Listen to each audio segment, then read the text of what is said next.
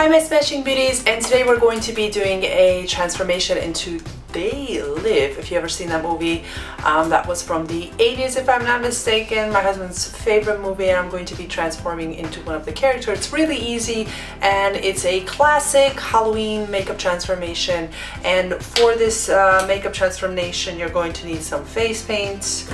I'm going to be using like this more pink color. My lighting is very bright, so you really can't see the colors quite well. You can use a red color, these neon colors, black. You can also use a blue. This is a new face paint I'm going to be using today, so I think I'm gonna have to apply a few layers. I think it's like a little bit cheaper than what I'm used to using. And of course I'm going to be using makeup brushes, and I'm going to be using a black pencil. This one is from Revlon Makeup. Sorry, not Revlon, Revolution. So let's get down to it. I'm not going to be talking a lot because I want to focus on my look. If you have any questions, please don't forget to ask down there. If you like this video, don't forget to like it. Let me know you liked it in the comments or my Instagram or Facebook account, and don't forget to share it. Thank you.